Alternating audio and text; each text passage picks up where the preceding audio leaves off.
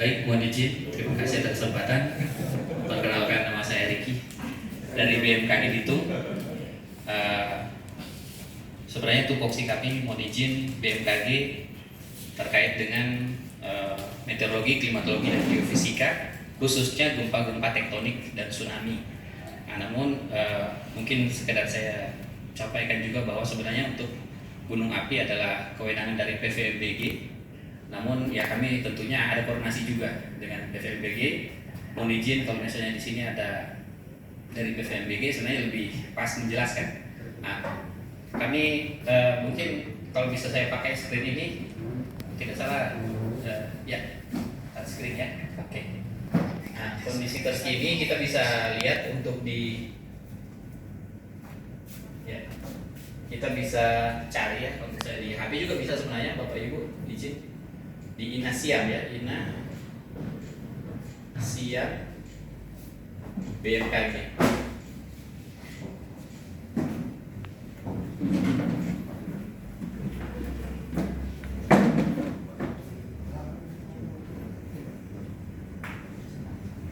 Ini nanti biasanya minta lokasi supaya langsung lokasi kita saat ini bisa langsung dideteksi. Masih loading, Pak. Nah, di sini kita bisa lihat kondisi atau laporan terkini terkait pergerakan dari debu vulkanik, ya. Karena ya debu vulkanik inilah yang mengakibatkan bandara juga close, tentunya sangat berbahaya untuk penerbangan. Nah, jadi sambil loading,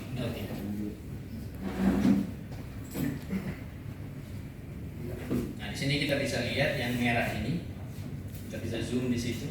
Nah, ini kondisi terkini perkiraan pergerakan debu vulkanik itu bergerak ke arah barat daya, dan untuk hari ini seperti ini. Untuk kondisi terkini gambar kita bisa akses juga di kata kuncinya sebenarnya enaknya magma saja. Magma, sorry.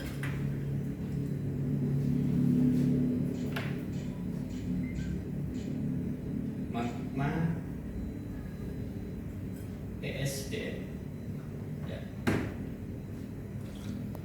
Misalnya kita penasaran kondisi terkini, foto terkini di sana, kita bisa lihat di sini.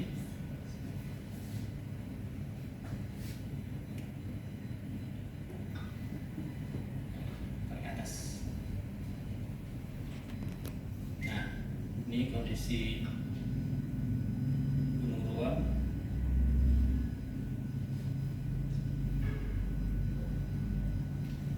Nah, kita bisa klik di sini dan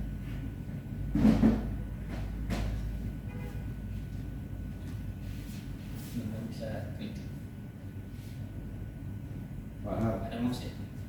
Bilang di sini tanpa ruang mana jadi berkaki. Ya. Jadi internet kasih bagus sedikit bilang. Tapi orang bilang. Tapi yang di kita sering besar kan. Ada kalau enggak mungkin rapat dengan rapat dengan dulu. Untuk kondisi terkini ini diambil pukul 12:40 waktu Indonesia Tengah. Jadi barangkali dia tidak penasaran, kadang-kadang kita nunggu juga dari grup agak lama, kita bisa langsung akses di sini. Informasi terakhir sudah ada dari Badan Geologi, sudah langsung ada di sana, sehingga juga bisa memantau, karena beberapa hari terakhir juga sempat hilang komunikasi akibat pemadaman listrik dan sebagainya. Namun ini yang bisa kami laporkan sementara untuk kondisi terkini di ya hampir jam 1 ya tadi kondisi terkini. Namun untuk pergerakan kita bisa lihat di sini. Nah, ini mengarah ke barat daya karena memang kondisi angin juga kalau kita lihat di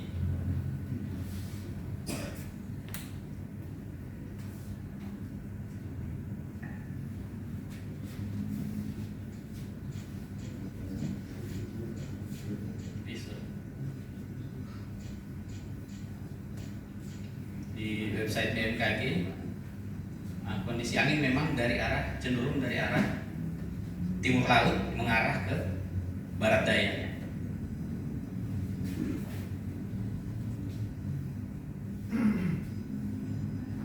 Nah, jadi cukup kencang sebenarnya angin yang masuk di wilayah Sulawesi Utara ini. Kalau kita klik di sini, nah ini kecepatan anginnya.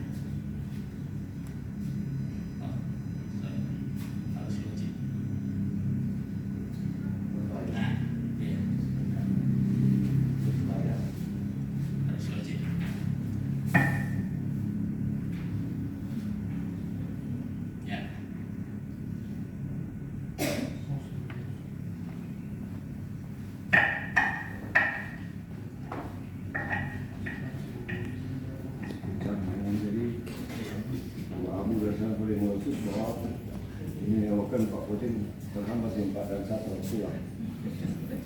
Di 4 dan 5 sampai sekarang masih terjebak juga di Jakarta. Pulang lewat Ternate, Pak. Oh, sudah alternatif. Naik laut ke Ternate, baru naik laut ke Bitung. Jadi kondisi angin memang masih bergerak dari arah timur laut. Kami dapat informasi terakhir tadi jam 1 juga kami zoom. Ternyata malah Sangihe itu tidak terdampak, tidak ada debu vulkanik di sana. Tapi kita Bitung yang bisa dibilang di selatan ini terdampak karena memang arah anginnya itu dari timur laut mengarah ke kita. Nah, jadi itu barangkali kalau ada pertanyaan nanti bisa kita kembangkan. Jadi kalau lihat dari forecast ini kan perkiraan ini, ya. Kira-kira dia sampai tanggal berapa itu abu vulkanik itu sudah berhenti dia mau? Memang kalau secara beberapa hari ini kami pantau fluktuatif ya, izin Pak. Jadi sempat kemarin juga agak sedikit reda. Nah ini ada lagi. Dan kondisi karakter gunung api di setiap wilayah memang agak beda. Kita tahu bersama. Untuk di Sulawesi Utara ini, Gunung Ruang ini kan informasi bahwa meletus itu bahkan sudah agak lama ya bisa dibilang, meskipun masih tahun 2000-an. Tapi kalau dilihat ini masih kita pantau juga tiap hari Pak. Nah, mungkin 1 minggu ke depan kita masih akan tetap terus update seperti itu. Oke Mas, ini kan kita Bitung sudah lewat masa tanggap darurat. Siap. Besok masa transisi, pemulihan. Kira-kira ada cuaca gimana? Nah, terkait cuaca izin Pak perlu kami sampaikan untuk bulan April ini sebenarnya normalnya kita masuk dalam masa pancaroba atau peralihan dari musim hujan ke musim kemarau. Itu normalnya. Kami juga sedang menunggu rilis resmi dari BMKG Pusat. Namun untuk beberapa hari ke depan untuk Kota Bitung khususnya kami bisa sampaikan kami sudah rilis juga untuk potensi hujan 1 minggu ke depan. Untuk besok hari ini dan besok masih ada peluang hujan di beberapa wilayah termasuk di wilayah Sulawesi Utara, Kota Bitung dan sekitarnya. Nah ini kalau tinggi gelombang, tinggi gelombang ya. Mau bawa material kan melalui laut ke Siap. Gunung Ruang. Ya. Untuk tinggi gelombang mungkin bisa kita akses juga di. Yang kalau dia gelombang kalau cuma 1 meter belum lewat, kalau Ya. 5 meter bawa bantuan cari bencana jadi bencana. Bapak Nur maksudnya dan kawan-kawan. Dengan perwakilan polair. BMKG. Tapi polair kapal sudah di sana semua ya? Jangan semua di sana, apa di sini lagi? Ini berkisar antara 1,25 meter Pak izin. Jadi tidak sampai 1,5. Makanya untuk besok hari pun di tanggal 21 ini cenderung kami lihat lebih stabil seperti itu. Hanya kisaran 0,5 sampai 1,25 meter. Nah, contoh di sini. Nah, sebenarnya bisa diklik kalau misalnya jaringan agak kencang. Nah, jadi akan muncul. Untuk perakiraan 1 minggu ke depan juga bisa kita lihat di kolom air di bawah ini. Seperti itu. Masih aman lah gelombang. Masih aman. Ya. Kategori rendah 0,5 sampai 1,2. Tapi karena Mas Diki bilang tadi cuaca pancaroba, ya pancaroba itu yang dipegang. Ya, siap. Karena bisa berubah setiap saat ya. Betul. Nah, jadi memang karakteristik cuaca di masa peralihan atau masa pancaroba ini signifikan sekali. Kadang-kadang pagi cerah, siang jam 10 jam 11 awannya cepat sekali berkembang. Siang jam 1 jam 2 itu bisa hujan tapi intensitasnya biasanya lebat dan durasinya singkat. Nah, itu biasanya kalau begitu waspada juga angin kencang yang bisa membangkitkan gelombang tinggi seperti itu. Tapi biasanya hanya di area yang awan-awannya cukup tebal. Nah, contoh ini di perairan kita ini kalau yang merah, orange ini awannya tebal. Tapi kalau yang hitam ini awannya cerah. Nah, contoh di sini ini juga ada aktivitas gunung ya sebenarnya, cuma sudah lama. Nah, ini yang baru ini. Nah, kalau misalnya semakin tebal seperti yang di sini, nah itu biasanya awan cumulonimbus yang gelombangnya juga tinggi seperti itu. Ada pertanyaan Pak Riki, Pak, Bapak sekalian teman-teman Forkopimda. Izin, baik, terima kasih dari BUMN, informasinya sangat mencerahkan. Izin Pak Wali, kemarin di rapat sudah disampaikan ada pertanyaan dari Pak Sekda Provinsi ke teman-teman VMBD ya, dari Bandung. Mereka posisinya katanya udah di sana, saya nggak tahu di sana. Izin Bapak untuk ditanyakan, apakah ada 3 gunung di sini ya? Walaupun nggak nyambung, cuma saya mau tanya mungkin ada forecast atau history sebelumnya gitu ya. Karena ini kata dia Mahalu sama Mahau sama apa? Awu ya, katanya sedang level naik juga. Nah, betul Pak ya? Masih batu-batu Pak. Masih batu-batu. Nah ini kaitan dengan apa? Saya nggak tahu ya, mungkin ada jurnal ilmiah atau mungkin kajian pernah dibahas BMKG dan PMBD, karena ini kan juga jadi pertanyaan juga di Jawa terkait dengan gunung tinggi di Jawa tuh meletus Semeru, apakah Merapi juga meletus di Jogja, kemudian suhunya gimana gitu? Apakah memang terpengaruhi adanya ya mungkin kalau wilayah sini Sulawesi gabung sama Ambon ya, misalnya Maluku ya, karena saya terbentuk kayak gunung api itu Pak Wali kalau dilihat dari PMBD itu antara Sulawesi Utara dengan Ambon tuh mirip karena mungkin atau batu apa sama-sama batu tuanya gitu ya. Mungkin kalau dari segi iklim dan cuaca bisa ada jurnal ilmiah atau kajian apa yang saya juga pengen belajar juga nih Pak Arik ini. Siap. Makasih Bapak. Ya. Jadi dikasih tahu Pak Riki apakah statusnya batuk-batuk Ya. atau sudah TBC. Nah ini yang harus dituntaskan. Siap. Silakan Pak Riki. Iya. Jadi Pak, untuk status sebenarnya di tadi juga kita bisa lihat di sini.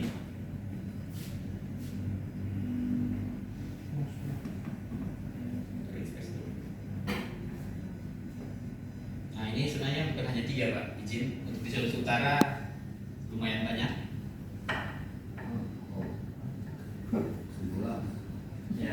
Nah, jadi kalau di Kota Mobagu ada Gunung Ambang, tapi statusnya normal level 1.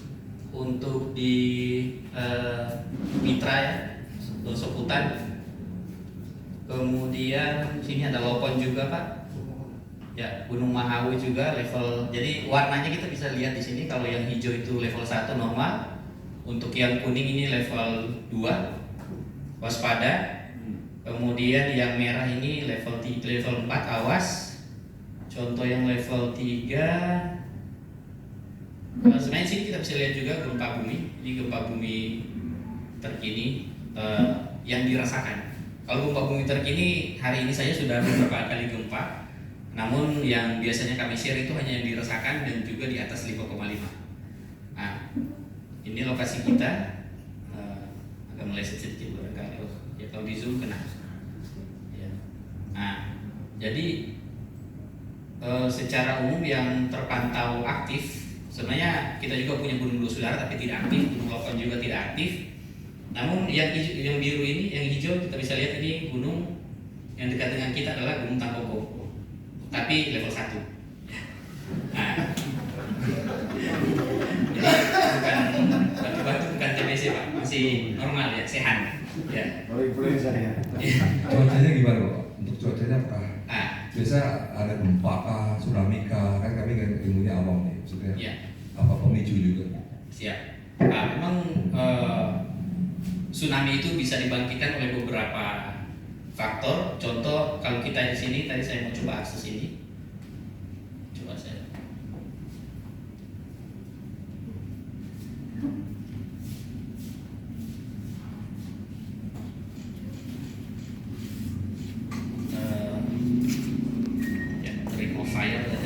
cincin api lah ya. Cincin api yang Indonesia saja.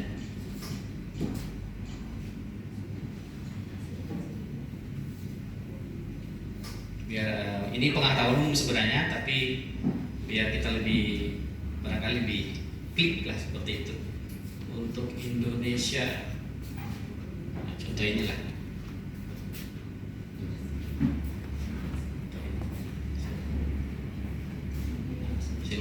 Nah, jadi ya ini peta dunia. Nah, kita itu masuk di ring of fire atau cincin api. Jadi memang kalau soal gempa bumi, gunung api itu sebenarnya sudah biasa. Nah, untuk Indonesia sendiri, nah ini memang agak lemot, saya coba buka. Nah, jadi untuk Indonesia sendiri tidak semua sebenarnya, tapi di wilayah kita Sulawesi Utara memang jalurnya. Nah, kemudian ini gempa yang dirangkum ya. Ini saya acak karena gempa yang dirangkum dari 1973 sampai 2013 wilayah kita Sulawesi Utara itu tertutup ya. Jadi memang intensitas gempa sangat tinggi. Untuk Kalimantan ada gempa tapi tidak seperti di wilayah lainnya, di wilayah alur cincin api ini. Ya, mungkin itu salah satu hal yang bagus juga buat Kalimantan. Nah, tapi kalau kita di sini ya setiap hari untuk di Sulawesi Utara saja hari ini sudah ada berapa gempa, dan itu sebenarnya wajar dan normal ya, tidak perlu dikhawatirkan karena justru yang ditakutkan kalau sudah 2-3 hari tidak ada gempa. Nah, itu biasanya energinya terakumulasi, begitu lepas besar. Jadi kalaupun ada gempa setiap hari sebenarnya itu baik supaya energinya cepat menurun. Nah, seperti itu. Untuk tadi, jadi yang gunung api di wilayah Sulawesi Utara 1, 2, 3, 4, 5, 6, 7, 8. Untuk historisnya kita bisa lihat juga di